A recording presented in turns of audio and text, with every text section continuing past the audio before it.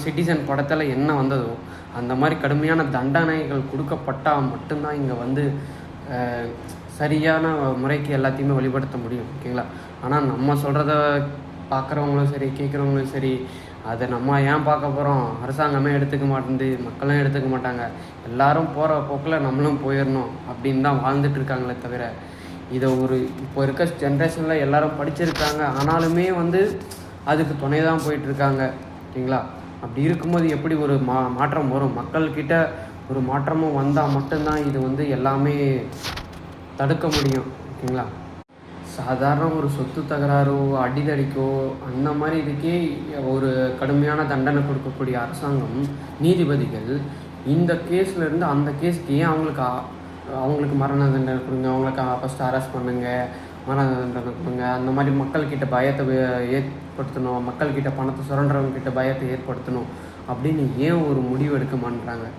ஏன் அதுக்காக நீதிபதிகள்லாம் இல்லையா? அதாவது ஒரு நீதிமன்றன்றது அவங்கக்கிட்ட போனால் மட்டும்தான் அதுக்கான தீர்ப்புகளை அவங்க கொடுக்க முடியுமா? அதேமாதிரி ஒரு அரசு அதிகாரிகள் தவறுகளை செஞ்ச அதை அவங்க பார்த்தா மட்டும்தான் அதை கேட்பாங்களா? இல்லை அவங்கக்கிட்ட அதை போனால் தான் கேட்பாங்களா? இப்போ நார்மலாக ஒரு தப்பு நடக்குது, அந்த இடத்துல தப்பு நடக்குதுன்னு தெரிஞ்சால் அந்த இடத்துக்கு போய் அவங்களால ஏன் அதை தட்டி கேட்க முடியல? அவங்கக்கிட்ட அது கேஸ் வந்தால் தான் அவங்க வந்து கேட்பேன்னு சொல்கிறாங்க. ஏன்? என்ன ரீசன்?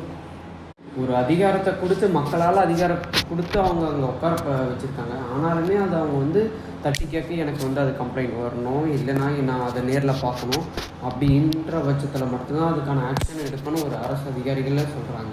அப்படி இருக்கும்போது ஒரு நீதிபதி அவங்க கோர்ட்டுக்கு வந்து கேஸ் வந்து அதில் வாய்தாக்கு மேலே வாய்தா வந்து அவங்க கேஸை போட்டவங்க நடுத்தரவில் நின்று அவங்க போய் நின்று அதுக்கப்புறமா அவங்க தீர்ப்பு ஜெயிச்சு, இல்லை அதுக்கு தப்பு பண்ணோம் சரியானது ப்ரூஃப் எல்லாம் வச்சுருந்தானா அந்த தீர்ப்பு தோற்று அவனை அவமானப்பட்டு செய்யப்பட்டு தற்கொலை பண்ணி, இப்போது கவர்மெண்ட்டுமே பார்த்திங்கன்னா இங்கே வந்து ஒருத்தன் 1000 கோடி சம்பாதிக்கிறான் ஊழல் பண்ணியோ, இல்லை மக்களை ஏமாற்றியோ சம்பாதிக்கிறான்னு வச்சுக்கோங்களேன். அவன் வெளிநாட்டுக்கு ஃபாரின் ட்ரிப்பு இவங்கள மாதிரியே இப்போ விசா கொடுத்து அனுப்புகிறாங்க, ஓகேங்களா? இப்போ நிறைய பேர் நம்ம நாட்டை விட்டு வெளிநாட்டுக்கு போயெல்லாம் நிறைய ஒரு தீவு அந்த மாதிரி நிறைய வாங்கி பில்டிங் எல்லாம் வாங்கி நிறைய பிஸ்னஸ் பண்ணி எல்லாமே பண்ணியிருக்காங்க, ஓகேங்களா? அப்படி இருக்க பட்சத்தில் ஒரு நடுத்தர மக்களில் ஒரு 1 கோடி ரூபா இல்லை ஒரு 10 லட்ச ரூபா அந்த மாதிரி ஒரு லோன் வாங்கி அதை கட்ட முடியாமல் இங்கே தற்கொலை பண்ணி சாகிறான். அவனை வந்து வெளிநாட்டுக்கு அந்த மாதிரி அவன் போகணுன்னாலுமே விட மாட்டாங்க, ஓகேங்களா? ஆனால் இவங்களாவே அனுப்பி வைக்கிறாங்க. இது என்ன ரீசன்? அது என்ன ரீசனை பார்த்தீங்கன்னா 10 லட்ச ரூபா வாங்குறான், எவ்வளோ டேக்ஸ் கட்டுவோம்?